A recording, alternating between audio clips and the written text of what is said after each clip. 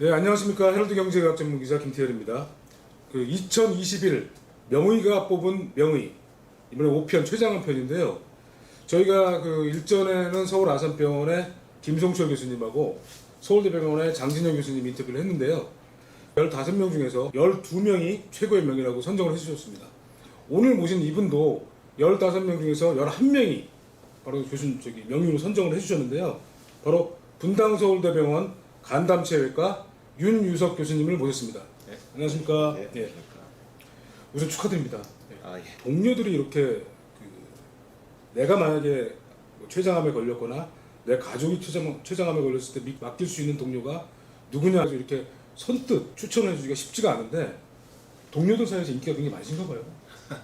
그런 건 아니고요. 하여튼 사실 이게 전문 분야 같은 전문 분야에서 일하면서 전문가한테 이렇게 선정된다는 게 참 개인적으로 뭐 기쁘고 영광스러운 일이고요. 근데 사실 뭐 저보다 더 임상 현장에서 환자들을 위해서 진짜 더 헌신하시고 그다음에 더 학문적 업적을 남기신 분들이 많으신데 그런 분들을 또 있는데 제가 이렇게 또 뭐 선정돼서 이렇게 인터뷰까지 하게 되니까 좀 어떤 면에 쑥스럽고 또 숭고스럽기도 합니다. 네, 근데 단지 뭐 제가 좀 큰 병원에 있으면서 다양한 경험들을 갖고 학술대에서 발표하고 좀 그런 게들이 많아서 그렇게 되지 않나 싶습니다. 예. 아무튼 15명 중에서 11분이 추천해 주셨기 때문에 저번에 뭐 김성철 교수님하고 장진영 교수님하고 이제 첫 표차가 한 표차인데 뭐 거의 뭐 공동 1위라고 보셔도 될 것 같습니다. 자, 제가 윤유석 교수님을 간단하게 한번 소개를 해드리겠습니다. 서울대학교 의과대학 졸업하셨고요. 지금 간담체외과 교수님으로 계시고 2004년부터 분당 서울대병원에서 재직하고 계시고 미국 존스 홉킨스 병원과 메이오 클리닉에서 관련 분야 연수를 하셨고 이 분야 또 복강경 수술에 대해서 끊임없이 연구를 해오셨습니다. 췌장 종양 환자에게 국내 최초로 복강경 최12지장 절제술을 시도하셔서 크게 주목을 받으셨고요. 그 후에도 아주 난이도 높은 복강경 췌장 담도 수술을 선도적으로 시행하셔서 간담체 분야에서는 국내뿐 아니라 세계적으로도 최고의 권위자로 인정받고 계십니다.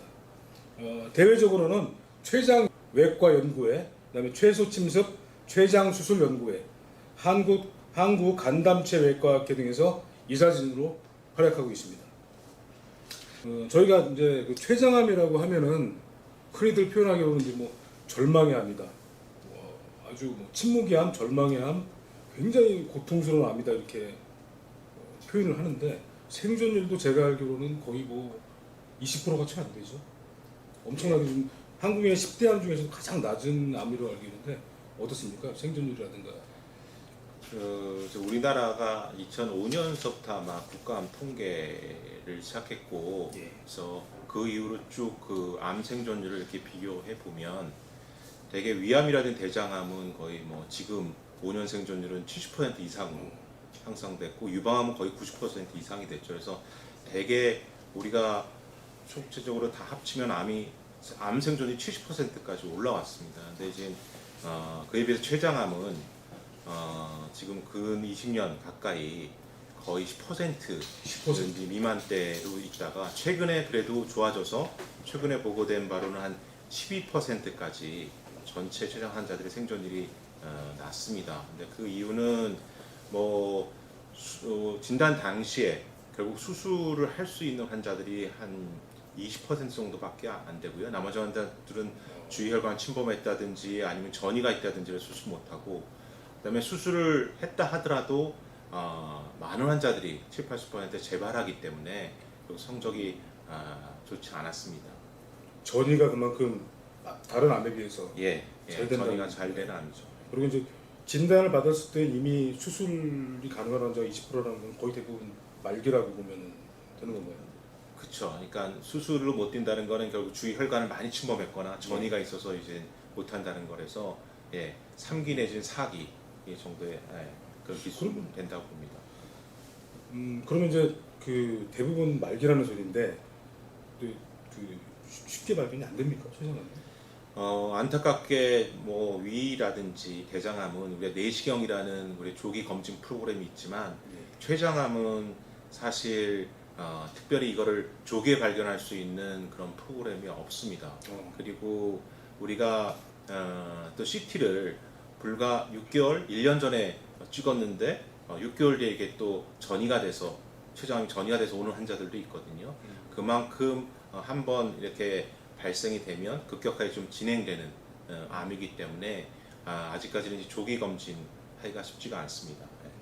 보통 저희가 뭐 간암이라든가 폐암 위험 같은 경우는 뭐 내시경이라든가 그렇죠. 이제 네. 네. 그러면 내가 좀 약간 몸이 좀 약간 좀 췌장 쪽이 좀 이상한 것 같다라고 느껴서 검진을 받는 그런 케이스가 얼마나 될까요?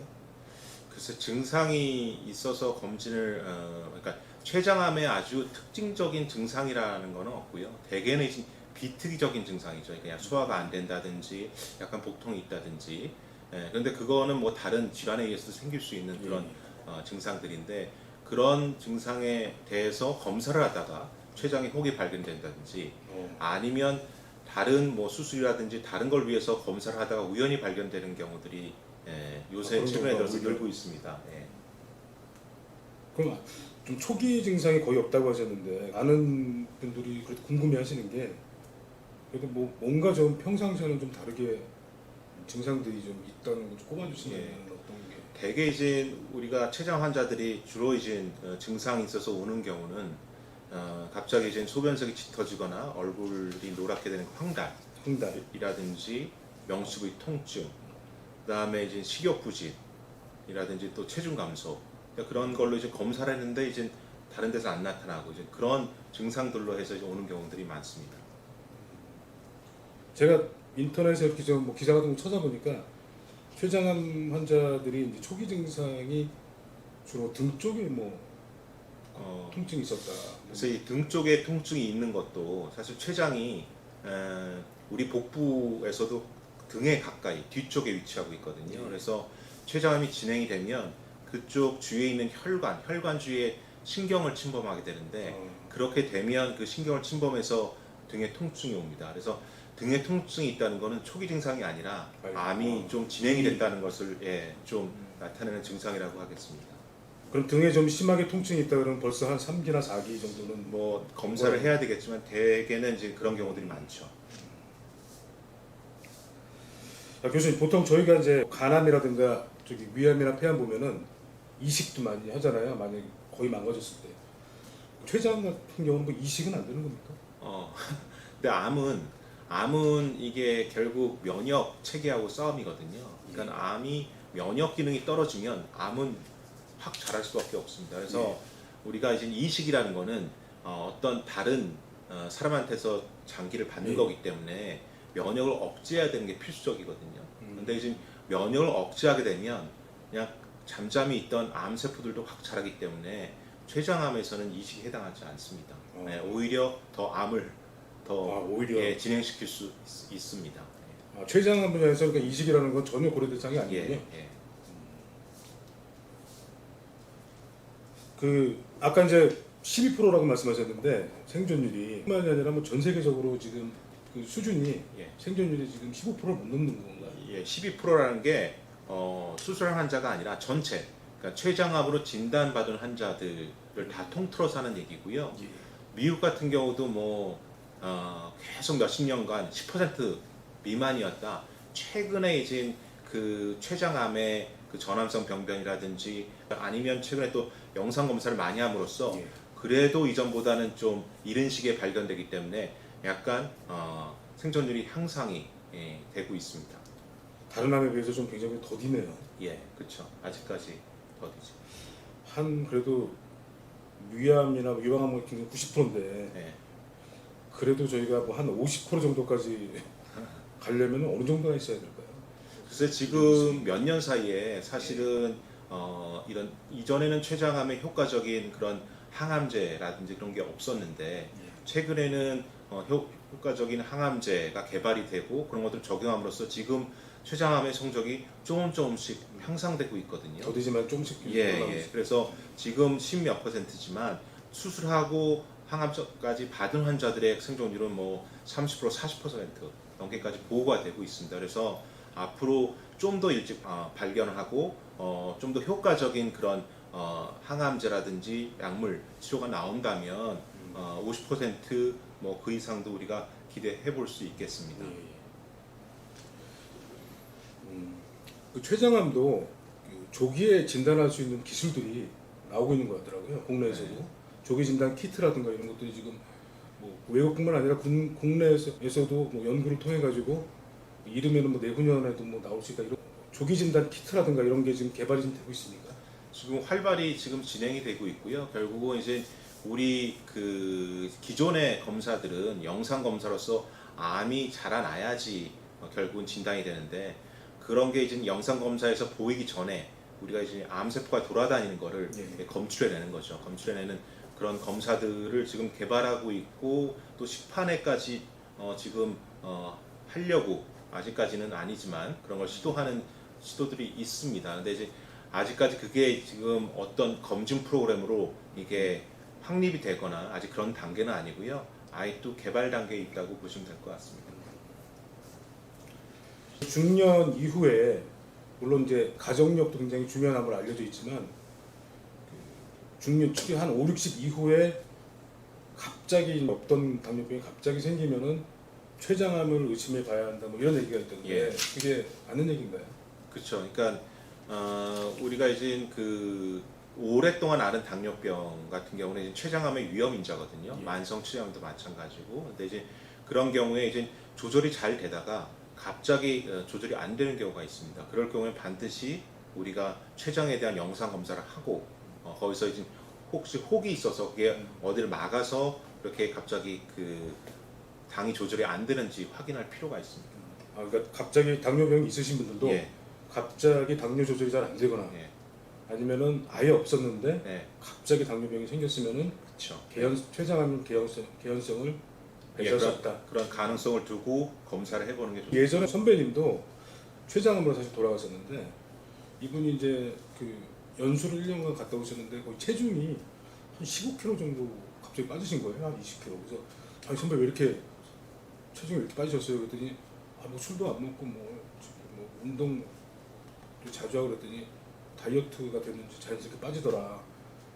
그런 얘기를 해서 저는 그런 줄만 알고 있었는데 이분이 갑자기 췌장암에 걸리셔가지고 체중 감소가 급격한 감소가 하나의 신호라고도 하는데 네. 그게 어느 정도나 빠지면은 이거 좀 위험하다. 한번 검진을 받아봐야 되겠다 이런 생각을 해야 되나요?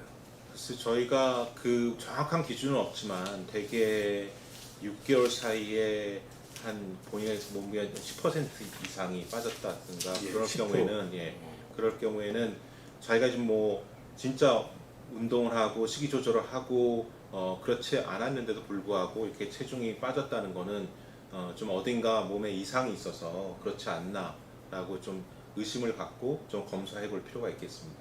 그러니까 특별히 뭐 운동한 것도 없고 예, 식이 조절로 다이어트한 것도 아닌데 예, 예를 들어서 한 70kg 정도 되는 사람이 한 예. 6개월 정도에 예. 이유 없이 한 예. 10kg 정도 예. 빠졌다 그러면 예, 충분히 가능성이 예. 있는 거네요.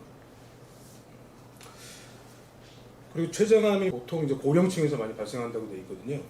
60대가 뭐 한 20%, 70대가 한 15%, 뭐 이렇게 쭉 주로 이제 60 이후나 고령층이 많이 발생한다고 되어 있는데 젊은 층에서는 어느 정도 그런 추세가 지금 요즘 젊은 층은 그래도 좀 젊은 층 요새 이제 호발 연령이라 그래서 예. 이전에는 60대 이렇게 췌장암이 그 가장 피크를 이뤘는데 요새는 이제 점점 이 고령화 사회가 되면서 70세 또 80세, 70세로 이렇게 좀 더 이렇게 나이가 더 들어서 이게 호발이 되고 예. 물론 그보다 나이가 어린 그런 환자들도 이제